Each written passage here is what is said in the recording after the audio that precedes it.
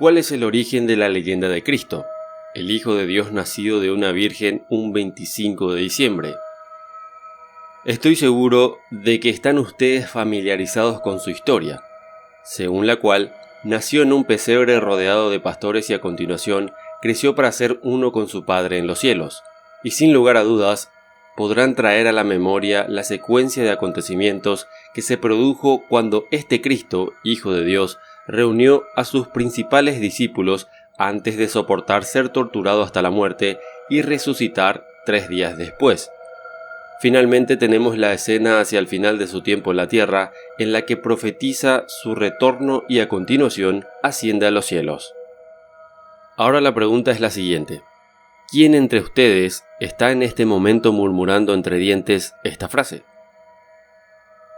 Bien, para el resto, me permito informarles de que muchos años antes del nacimiento de Jesús, una leyenda idéntica a la suya fue la historia comúnmente aceptada de la vida del hijo del dios persa Mitra.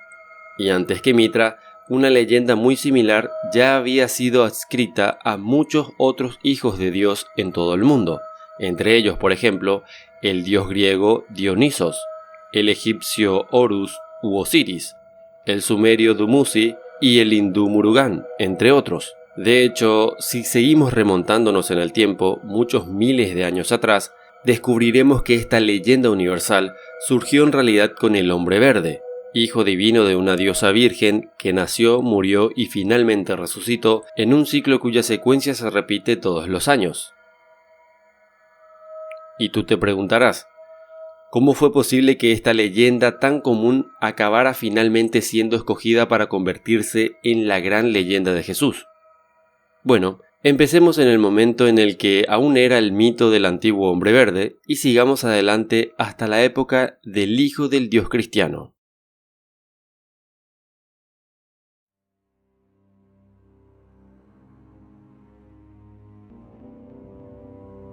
En la época neolítica, en el que según dicen algunos, Dios era una mujer, la diosa y su hijo, el hombre verde, eran venerados por gente de todo el mundo para renovar anualmente la abundancia material de los frutos de la tierra.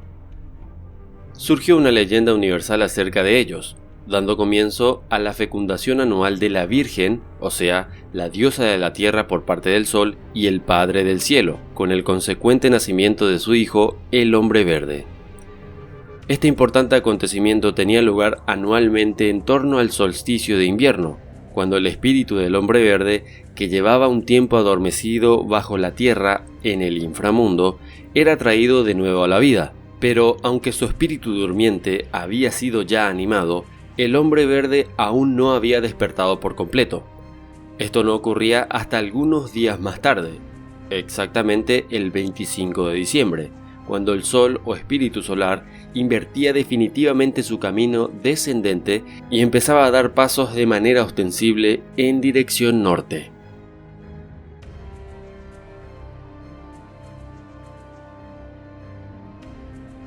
Este era un importante ritual del tipo como es arriba es abajo. Se creía que el espíritu solar renovado y revitalizado en las alturas celestiales había despertado de nuevo y revitalizado el espíritu de su hijo, que habitaba más abajo en el interior de la tierra. Después de ese momento, el fruto del hombre verde podía comenzar su periodo anual de gestación en el útero de su madre, la tierra virginal, antes de recibir un nuevo y resucitado cuerpo con la llegada de la primavera. La leyenda de la diosa y el hombre verde salta entonces al equinoccio vernal, o de primavera, cuando el hombre verde está finalmente listo para emerger del útero de su madre. Este es el momento del año en el que la luz masculina es equivalente a la oscuridad femenina, y su polaridad masculino-femenino se unifican plenamente para producir una renovada inyección de energía vital que cubre y fertiliza la tierra. El cuerpo fetal del hombre verde ahora está listo para nacer del útero de la madre tierra bajo la forma de nuevos y tiernos brotes primaverales. Muy pronto su resurrección anual será plena. Esto ocurrirá alrededor del mismo día que nuestra Pascua, una festividad religiosa moderna asociada con la resurrección mucho más reciente de otro hijo de una virgen. La leyenda del hombre verde recorre entonces los cálidos meses de verano, en los que el hijo madura rápidamente al igual que crece y madura la vegetación en la naturaleza. Madura de hecho tan rápido que el hombre verde no solo se hace uno con su Padre Celestial, sino que consigue aparearse e inseminar a su propia madre. Esta cohabitación produce un segundo influjo de fructífera energía vital sobre la Tierra, que se manifiesta como una segunda proliferación vegetal y acompaña a la cosecha. En último término, este hecho acaba acelerando el final del hombre verde, que poco después acaba muriendo en la decadencia de la vegetación y la caída de las hojas que se producen en otoño. ¿La causa de su muerte? Los sacerdotes que interpretaron su leyenda milenios atrás aseguraban que morían por los pecados de la humanidad. Se creía en el pasado que a causa del pecado original, no solo la humanidad perdió su propio derecho a alcanzar la vida eterna, sino también de toda la vida sobre la tierra. En las postrimerías de la era neolítica, cuando surgieron las civilizaciones para sustituir a otras culturas puramente agrícolas, la antigua leyenda de la diosa y el hombre verde se extendió y adoptó tintes religiosos. Se convirtió de este modo en un mito oficial que era recitado anualmente y escenificado de forma dramática en templos y escuelas mistéricas de las nuevas e incipientes ciudades, naciones e imperios. Una de las características de esta línea de evolución del mito del hombre verde adoptaba ahora el papel del rey del mundo, gobernando a este bajo la autoridad de su madre, la tierra. En algunas versiones de la leyenda se decía que el hijo encontraba la muerte al llegar el otoño a manos de su hermano sin escrúpulos. Algunos decían que era un dios oscuro y maligno.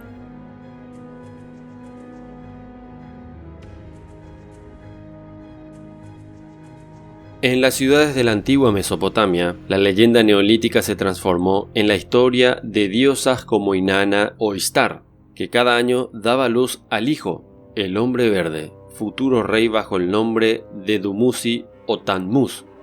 Se decía entonces que Tammuz o Dumuzi crecía para aparearse con su propia madre, al tiempo que gobernaba la tierra para ella. A fin de reflejar esta antigua leyenda en su cultura, los habitantes del creciente fértil coronaban a aquellos individuos de sus ciudades-estado reconocidos como la encarnación de Dumuzi y siervos reales de la diosa Ishtar. Esto también se cumplía en Egipto, donde los poderosos faraones eran considerados encarnaciones de Horus, el hijo de la diosa Isis, y gobernaban bajo la autoridad de ésta. Pero en la tierra de Kemet, aunque el espíritu del faraón que ocupaba el trono era Horus, su cuerpo físico estaba formado por Set, el dios que regía la cristalización de la energía física en carne.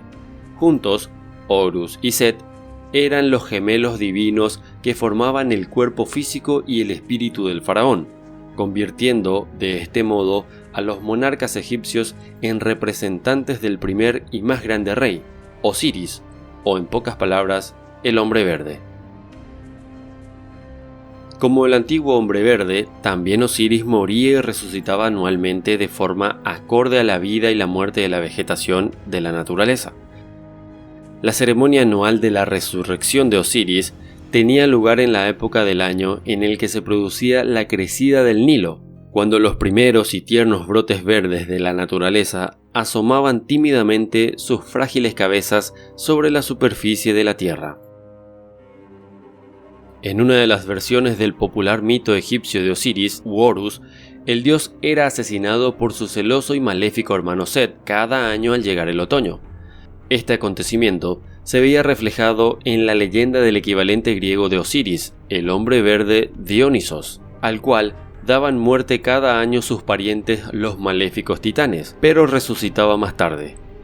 De forma parecida a como ocurría con el hombre verde Osiris, la madre de Dionisos era una diosa llamada Semele, que significa tierra, mientras que su padre era Zeus, padre celestial. Tras recibir sus nuevos ropajes en el siguiente equinoccio de primavera, el Hijo Divino se regocijaba en la naturaleza junto con su reflejo y alter ego, Pan, un nombre que significa el todo, como en toda la naturaleza. Como Osiris, Dionisos se convertía en el dios del mundo, y al igual que su equivalente egipcio, Dionisos era reconocido por haber recorrido el mundo entero mientras enseñaba a sus muchos súbditos el arte de elaborar y beber ritualmente el vino. El vino procedente de la uva era considerado la sangre de la naturaleza, y al ser Dionisos la encarnación de la naturaleza, era también su propia sangre. Y como ya saben, de este modo dio comienzo el ritual de la Sagrada Comunión a través del consumo del cuerpo y la sangre del Hijo Divino. En fin, te preguntarás cómo es que hay tantas coincidencias en la historia de la Tierra Antigua. Si estás aún en dudas sobre estos relatos y dioses antiguos, te invito a polarizar tus convicciones de tus creencias religiosas por un momento para darme tu opinión sobre este tema.